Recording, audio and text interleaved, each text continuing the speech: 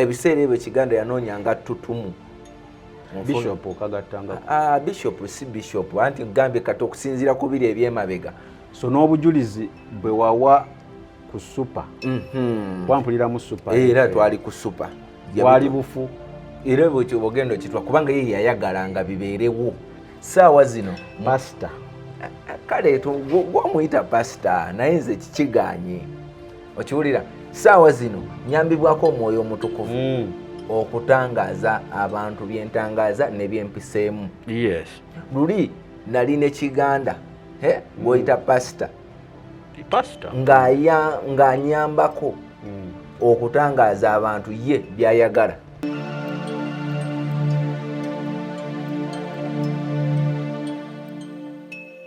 Obulamu bunyuma, obulamu buwooma. Ekyo tekiriiko awakanya wabula obulamu bunyuma bulamu agugi mazima. Wuliriza nkuleetedde ekyokuddamu ku ndwadde ez'enjawulo ezituteganya mu bulamu gwe wamma ne tulemu okweyagala. JS Medical Hubs bano bakugu mu kujjanjaba ebizimba mu lubuto, tujjanjaba hania n'abulira ddala otawanyizibwa ndwadde za lususu, ebimmonde ku matu, enkovu ezizimbye oba nsundo, byonna tubibuzaawo. Ate nno tetukoma okwo, era tujjanjaba ulcers, sukaali, pressure n'endwadde endala nnyingi. Abatawanyizibwa mu nsonga z'omukisenge nammwe tetubalekeredde. Tulina JS Body Cleanser nga bw'olinywa lino likamula obucaafu bwonna mu mubiri. Olwo JS Immune Booster ne lizimba obutaffaali mu mubiri. Linyweko weetangira okulwalalwala. Ku JS Medical Hubs eddagala tukozesa lya butonde teririna bulabe yadde. Basebo ne bannyabo mbalamusizaako mu linnya lya Mukama waffe Yesu. Yenze Musawo John Sewanyana wano ku JS Medical Hubs. Njagala okujjukiza ekintu kimu nti obulamu buli mu ngalo zo. Byolya ku sowaani yo oba byonywa mu kikopo kyo bye bigenda okusalawo onaabeera mulamu oba onaabeera wandwadde. Tukuyita wano ku JS Medical Hubs tukujjanjaba endwadde. Jjukira nti ffe we tujjanjaba ensibuko, tujjanjaba cause, tetujjanjaba symptoms. Tukuyita jangu ojjanjabwa endwadde yo wano ku JS Medical Hubs ojja kuwona mu linnya lya Yesu Kristo. Amina. Tusangibwa Nansana okumpi ne Nansana Business Center oba tufune ku simu zino wammanga noti 7 bisatu nkaga mu 7 bisatu nkaga mu 2 oba noti 772 lwenda chenda mu mwenda noti 29. JS Medical Hubs for health and skin solutions. Ng'oyagala okumanya ebiriko tambula n'abaliko enzige ebuuka nanzige olaba n'abazungu baakiraba nti birds of the same feather kati nno nkuleetedde banywanyi bo mu nsonga zonna ezikwata ne tekinologiya. Yoshtech Services bw'ova ku bano ogenda kuwangatto. Yoshtech Services be baliko oyagala kukuzimbira website oba application olina ekyakubulako mu system ya kompyuta yo bano babinoonya ne babikomyawo oba kyewandiise data recovery tebakoma okwo. Yoshtech Services era bakuyamba okulaba ng'olina obukuumi ku bibanja bye ebya intaneti. Kiyite Cyber Security Services era nga bakanika ne computers. Bano nakugambye bannakinku mu tekinologi era nawe ayagala okwebuuza ku kintu kyonna ekikwatagana ne tekinologiya tukwaniriza. Oyagala cloud services, network services oba software development naawe beekwate. Basangibwa Rubaga Road opposite Barbados Hotel okuliraana Trinity Christian Church. Bakubireko ku noti 7 519 715 oba noti 787 996 67. Yoshtech Services, empowered by innovation. Okay, atumaliriza mwenna aleba Unique Media amanye kwa mwekumidde ku mukutu guno mwewale kubanga data wamwe muteekako ne mbanga temula mukutu gwa Unique Media. Mbabuuzaako ne mbagamba nti musiibye mutya mwasuze mutya okusinziira ku time gy'olabiddeko video eno. Mwenna abalabira ebweru w'eggwanga ate mutubeebaza nnyaako ensuso lwa nsonga mubeera mupatikana, mubeera mu kuyiiya, mubeera mu kuyiriba ng'enjogera y'ennaku zino, naye musalawo ne mufissa akadde okubeera nga ate mulaba Unique Media. Defas erinnya eddala ndyerabidde, nkwagala nnyo, obeerako nnyo nkulaba ng'okomentinga mu comments awo. Kansubire erinnya lyo ndyogedde bulungi. DEPHAS Defas. Weebale nnyo. Mbuuzako ku Sharon. Sharon weebale nnyo kubeera ng'obeerako ng'olinga kati wafuukanga nga sisita wange omukulu. Weebale nnyo, tukwebaza byonna by'otukolera nti era ne tusaba nti Mukama akuwe omukisa. Waliwo Semmambo, mukulu Semmambo, naye nkwagala nnyo. Semmambo nange nkwebale nnyo okubeera ng'olaba omukutu gwa Unique Media. Abalala mwenna, Pauline the Chosen, bangi mwenna abalaba abaddukanya luli WhatsApp group ya Unique Media, nammwe mbeebaza. Omukulu Lawrence, omukulu Esther, omukyala Esther so omukulu, omukyala Esther, omukyala Priscilla, omukyala Gertrude, omukyala Stella n'abalala mwenna mbeebaza nnyo nti mwebale nnyo, mwebalire ddala. Olunaku olwaleero still nkomyewo ne Yokaana okulaba nga ate tutandikira we twakuma luli. Ebibuuzo bingi bye mwabuuza okusinziira ku katambi ke nateekayo nga yine Bishop David Livingstone Kiganda. Ngenda bamubuuza ebibuuzo bye mwabuuza, then tuba ate nga tweyongerayo wabayimaliriza ne we twakoma luli. Kale kamuwa omukisa yeyanjule, then tugende maaso. Tuliriza neyongera okukulamusaako mu linnya erya Mukama waffe Yesu Kristo, omwana wa Katonda omulamu. Nga bulijjo yenze akugizibwa John babuuzaako nti muli mutya mwenna abatugoberera okuva we twatandika okuba n'olwaleero nga mukyatugomerera mukola kyamaanyi ddala, era Katonda abawe nnyo omukisa era ababalire ekyo kye musinga okwagala, kubanga si kyangu omuntu okwerekereza time oba eddakiika n'asobola okulaba ku message gy'oba okoze eki otaddeyo. Naddala ekyo kikulu ddala, era eyo message nsuubira nti bw'amala ogiraba kimuleetera okugyongerayo ku balala abandi badde nga tebagiwulidde. Waliwo abatagiwulira naye nga ye ng'abuuza ono, munange wawuliddeyo ki leero wawuliddeyo ki ku mukutu? Waliwo bannaffe nga ye data yamusazeeko, naye nga waliwo ate alina data naga bannange leero ku Unique Media wagenzeeyo, waliyo ki? Kabyaki ke baleese? Mwenna tubeebaza era tubasabira mukisa myereere, tulajjanira Katonda asobole okubawa ekyo kye musinga okwagala. Ku lwaffe tetusobola beebaza kyansusso, era tubeebaza nga ffe we tukoma, naye ekisinga obukulu Katonda abatuwera omukisa. Mwenna abatugoberera, abakomentinga, mwenna mu biti byammwe, abali mu mawanga ag'enjawulo, abali wano mu Uganda, abali wonna w'oli w'otulabira ku ssaawa z'otulabiramu, tukusabira mukisa mu linnya erya Mukama waffe Yesu. Yenza ababuuzizzaako era abalina ebibuuzo leero ngenda kubiddamu ndowooza mu kitonotono tulyoke tweyongereyo. Okay. Njagala kutandika nga ngamba omuntu yenna ali eyo ng'alina obubaka bw'ayagala okuwa ku Unique Media, oba olina obujulizi bw'oyagala okuwa ku Unique Media, atukwaniza osobola kuba kweza ennamba z'olaba ku screen yo. Naye kyenjagala okulongoosaamu, we tuba twogedde nga tosobola kutusanga we tuba tukugambye kukwatagana naawe tukole obujulizi, ng'oyagala tujje, bwe tukusabayo ka facilitation tonyiga transport, kubanga at the end of the day naawe oba olemeddwa okujja gye tuli. So I think si mu bubi oba olina obujulizi nga mwoyo wanaaba mulungamizza ka facilitation aka transport, wekugamba nno munneete ino nga woŋŋambye bagendo nga weekali, tukoze tutya?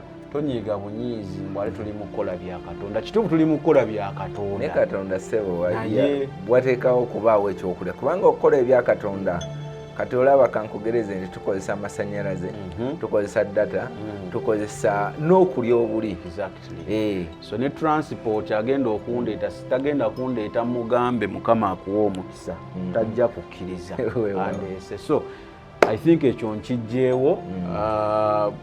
Bujulizi bwonna otunnyonnyola, ate si buli bujulizi oba si buli gwe kyoyagala okuyisaawo mutujja kukkiriza. Tusooka wuliriza ne tuweeyinga ne tulaba, then ne tuba nga ate tushuutinga. Obujulizi tukyabwaniriza because I believe obujulizi oli waawulira asobola okukwatibwako, asobola nga obujulizi bwoli mu kuwa ye embeera omukulu ntujalimu, so buyambira ddala. kale kakati Yokaana we nateekayo oba nange kenyini we nawuliriza ku butambi bw'omukulu Bishop nga mukola mwenna simanyi oba bwali mwaka kisirishuwa mwakolanga mwaka bala 2006 kubanga ne sound muwuliranga te n'olutolo nalese naluvaamu n'oluganda ntonalutye so ebyankutteko nganze ngenda bibuuza then naabo abawuliddeko akatono kubanga natemyemu katono nabo bye babuuziza ekisookera ddala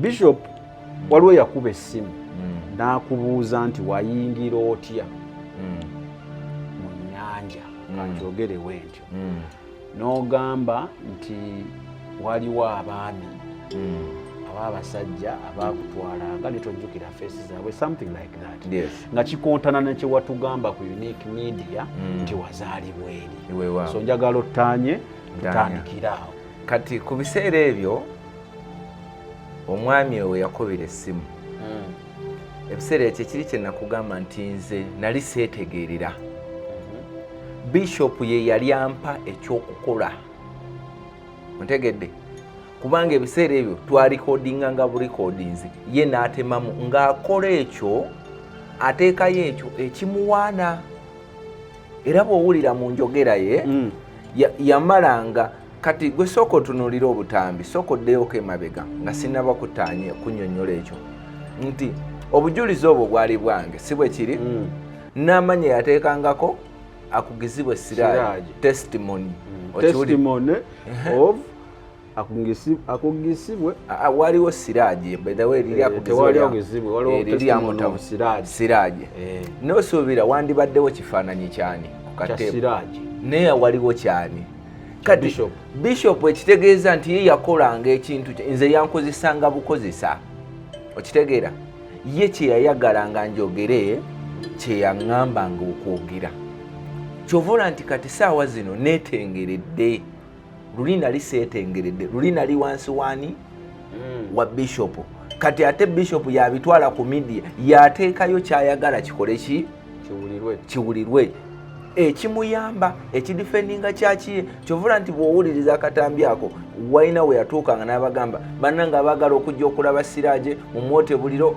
mujje ku kyaki awunzika ng'abantu abayitawa ku kyaki ye naye kyenjagala okugambamu nti ebintu ebimu dabiteekangawo kabampaane kabalabe nze asinga kati bwe twavanga enema nga tetunayingira asooka kugamba ogenda kwogera bwoti ne bwoti ogenda kwogera bwoti ne bwoti ogenda kwogera bwoti ne bwoti so bakuprepinganga ye yakolanga ki kyovula nti wawe ensinziira omunenya naye kati bwe nategeera Kristo w'amazima nga nsobola okweyimirizaawo nga nsobola okwogera ekituufu lwaki luli ayina we yayogerera n'agamba nti wawambutya amajini era mpuliramu bingi byawukanamu majini n'ebyaffe byewatugamba lwaki byawukanamu ensonga eri bweti nti ye yayagalanga njogere kyekikola ki kubanga yali ategeera ebiseera ebyo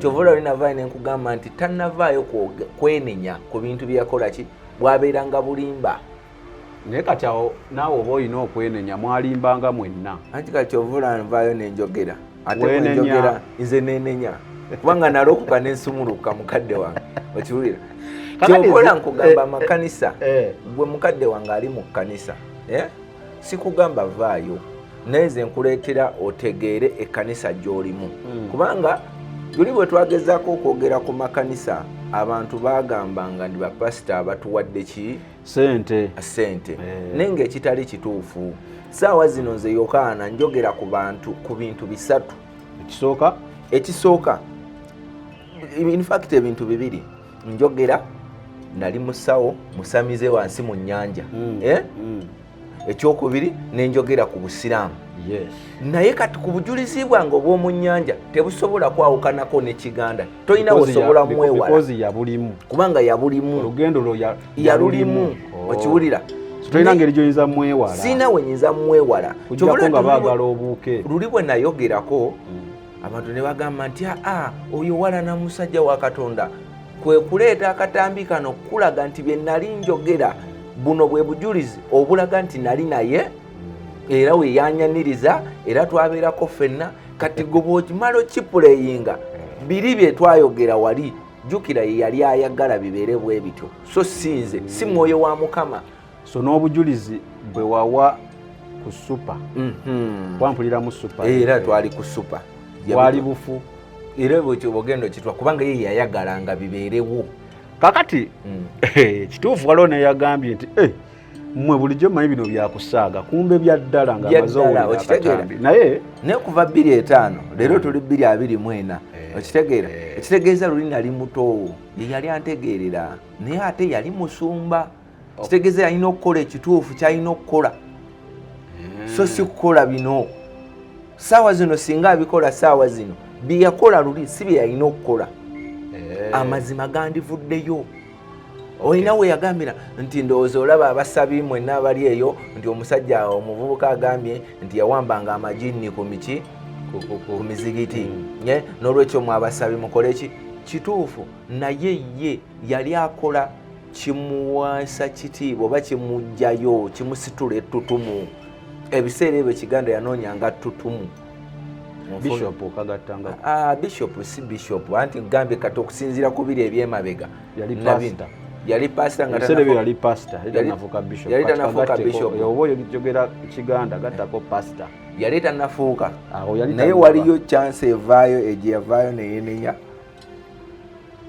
semanyaawo tewaliyo chance kyovona kugamba nti n'omuti ogwe waffe teyagutema bwe yajja ate obwo obutambi bwonna tonabupulenga ne mulimba okitegedde wangamba mmotoka mwalimu ani mukulu nali muto mwalimu ani ne mwalimu Segawa mwalimu Richard Driver mwalimu nze mwalimu Chobe bana naye wakutaano ate mwalimu n'oyo taata wange oyo omuto gw'owulira mu katambi gwoyogerako gwenjogerako kitegeera Kiganda sinda bwe nsobola mujja mu bujulizi bwange wamwali kubanga nali ng'oyagala okumanya ebiriko tambula n'abaliko enzige ebuuka na nzige olaba n'abazungu baakiraba nti birds of the same feather kati nno nkuleetedde banywanyi bo mu nsonga zonna ezikwata ne tekinologiya Yoshtech Services bw'ova ku bano ogenda kuwangatto Yoshtech Services be baliko oyagala kukuzimbira website oba application olina ekyakubulako mu sisitimu ya kompyuta yo bano babinoonya ne babikomyawo oba kyewandiise data recovery tebakoma okwo Yoshtech Services era bakuyamba okulaba ng'olina obukuumi ku bibanja bye ebya intaneti kiyite cyber security services era nga bakanika ne computers bano nakugambye bannakinku mu tekinologi era nawe ayagala okwebuuza ku kintu kyonna ekikwatagana ne tekinologiya tukwaniriza oyagala cloud services network services oba software development naawe beekwate basangibwa Rubaga Road opposite Barbados Hotel okuliraana Trinity Christian Church bakubireko ku noti 7 noti 5 519 715 oba noti 787 996 667 Yoshtech Services empowered by innovation.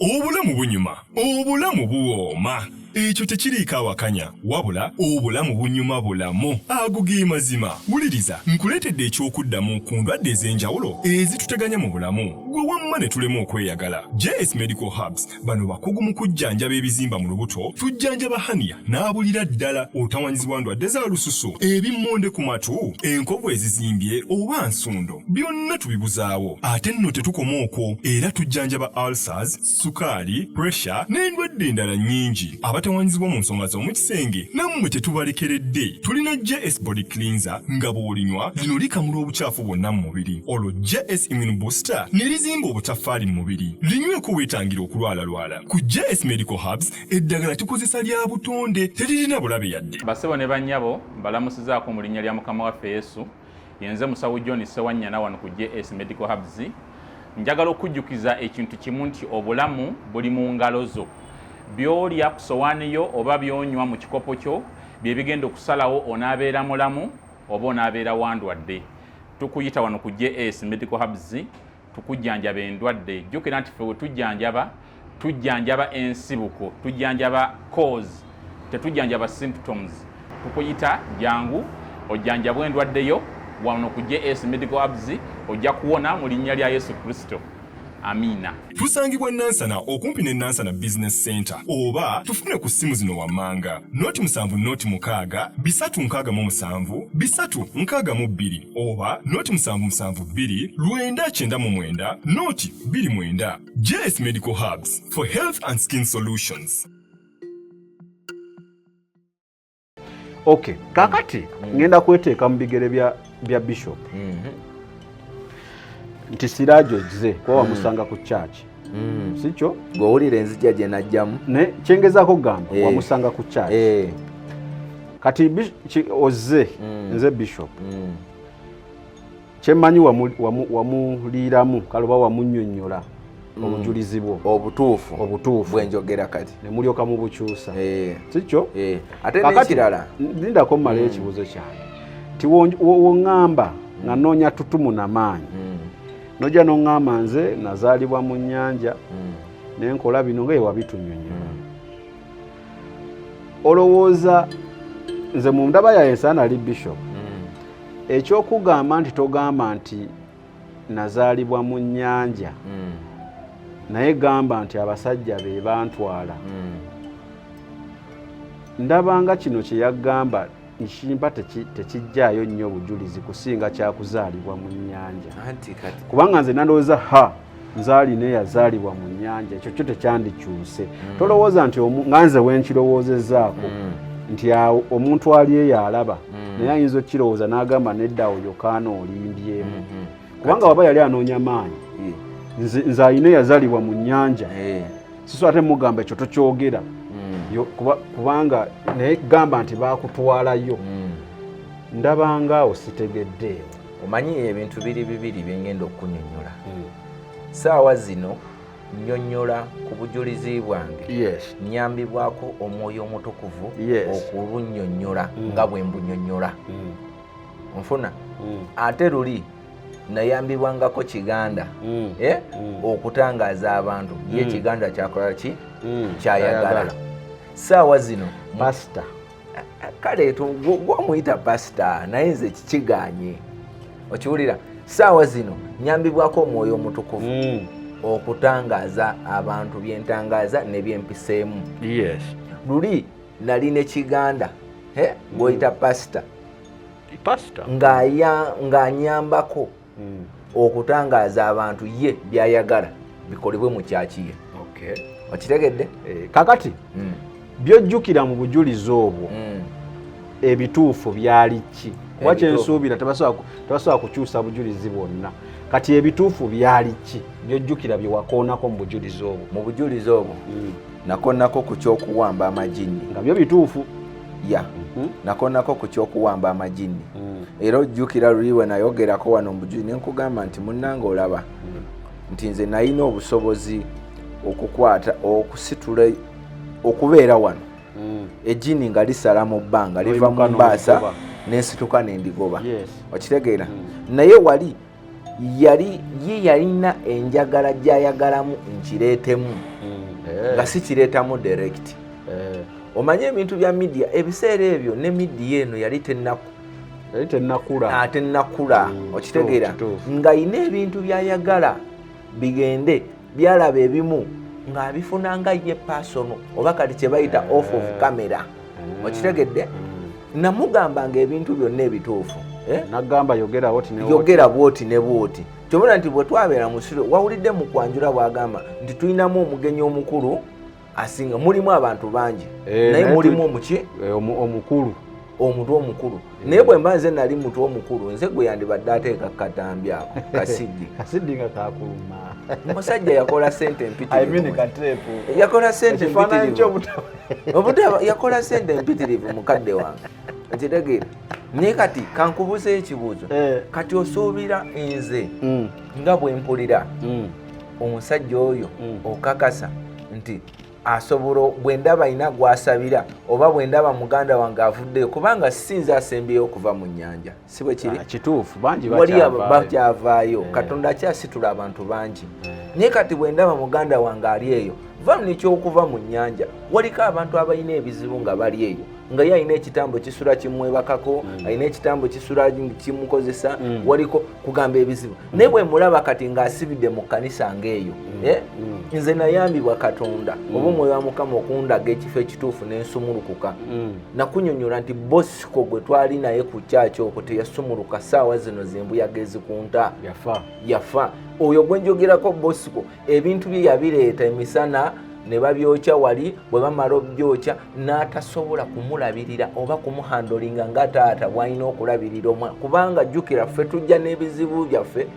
oba tujja n'embeera ez'ekito ez'obusawo Buganda ebikolwa ebikyamu kitegeera naye gwe nsuubiranga gwe omusumba nkwata ki gy'ogenda okunkwatamu nkuza ki gy'ogenda okunkuzaamu si kunkuza mu mubiri wabula mu mwoyo nange ntegeere Katonda wo gw'oyina anyambye atya okuyimirira okitegeera Katonda we gwe yalina ebiseera ebyo yali wuwe yekka kyevudde nkugamba nti lwaki nyimira neŋŋamba nti si mulokole bw'aba yalokose itisoke bw'aba yayinza okuba yalokose naye omukulokoka kwe akyalimu ebbala n'olufunyiro ebbala mweriri muganda wange yakyuka tanavaayo kwogera nti nakyuka omuntu olina okwogera Bayibuli egamba oyatula n'akamwako okkiriza na mutima gwo n'oyatula n'akamwako bandiwandiise nti omuntu okkiriza bukkiriza okitegedde saagala yingira nnyo mu bintu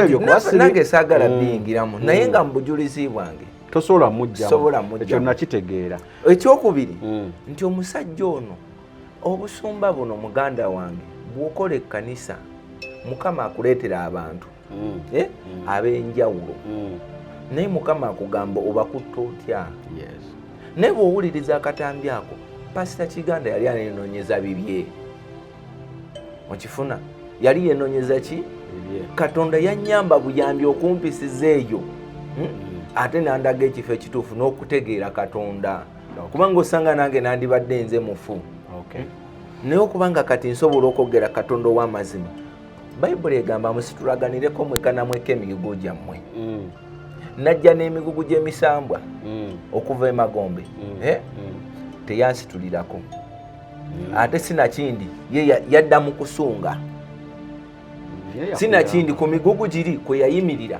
alaga abantu nti ye yakoze eki w'amaanyi so talaze Kristo nti w'amaanyi wabula ayagala ye yaba alaga nti waki w'amaanyi obujulizi bwonna twaki tuvaayo okuwa obujulizi sintu tuba twagala wabula twagala tulage omuntu alina ekizibu ekitonotono bantu balina ebizibu omanyi lwaki abantu babbiddwa mu makanisa omuntu agenda mu kkanisa ng'alina essuubi nti agenda yambibwa agenda okusanga mu kkanisa nga bye bakola bibye okimanyi nti abasumba kati tebasobola kuteeka mu bantu oba okuliisa endiga wabula baagala endiga ze ziba zibaliisa ekituufu nakitegeera naye nga mwoyo wa Mukama bw'oba oli ku nnonozo bwa Katonda ng'otambula ku nnonozo bwa Katonda olina okusooka n'obembereza ono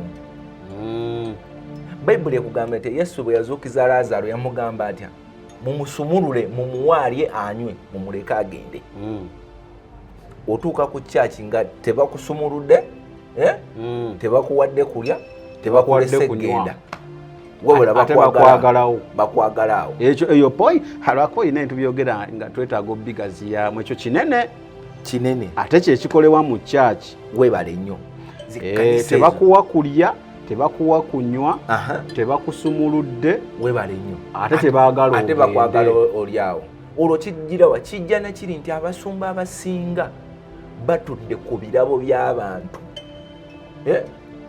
be bategeerera abantu Yokaana oli mutuufu okitegeera bw'otegeerera omuntu ate tomulese kankubuulireyo akatono ke mmanyiiko Kristo ono ku bayigirizwa be yalonda yabasindikanga wamala bayigiriza Bayibuli ogende mubuulire nti mubuulire enjiri bemubuulidde enjiri nabo babuulire baki enjiri bannaabwe ne bannaabwe babuulire ki enjiri egazibwe oleetera Kristo gw'otegedde nze nkuleetera Kristo gwe mmanyi naawe gwe nkutegeeza nani omubuulira omulala n'omulala ogenda okwesanga nti ekkanisa ekuze fenna tuli mu mwoyo naye kati gwe okimanyi wano we tuli omuntu wajja mu kyaki oli omusumba n'amusomesa n'agira n'abaki oli wavaawo n'atandika wali ono eyamusomolola anyiiga bunyiizi kembadde nkuleetera musumba mwizi yali awo ku kyaki ewa Kiganda gwe njogerako musumba mwizi bwe yavaawo yeyasomesanga Bible study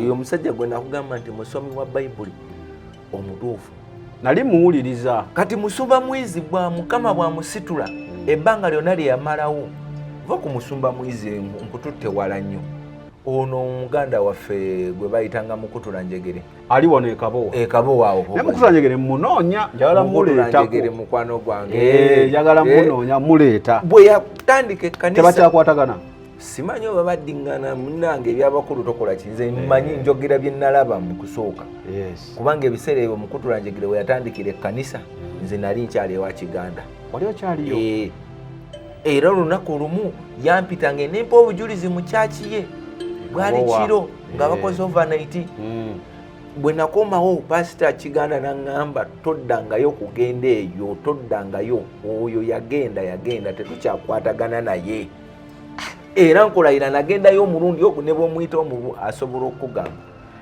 yapitanga emirundi mingi naye nga sikola ki jjukira ebiseera ebyo Kiganda yali nze gwatadde gwakozesa ng'akanyeebwa nze nali ku toopu Mukutula Njegere enda mukubirako kasimu okiwulira Roland yanyonoonera musumba mwizi musumba mwizi yasomesanga Bible study naye bwe yava ku kyaki okwo n'atandika ekkanisa ndowooza yandisanyuse busanyusi wekirina oba okitegeera naye basanyukira be bano bataddemu ye kyayagala bakole ki bakole munnange buli lwa Sande bw'okuŋŋaanya ekimu ky'ekkumi kola bwoti ndeeterako pasenti bweti bebo bolaba bagendako okugula nti aguddewo ekkanisa egindi bateesa percentage weti ye tayagala gwe kuyitibwako kuveeyo abasumba abasinga tebaagala kuyitibwa kw'abantu bano kuveeyo kyovola nti bwe batuuka mu kyaki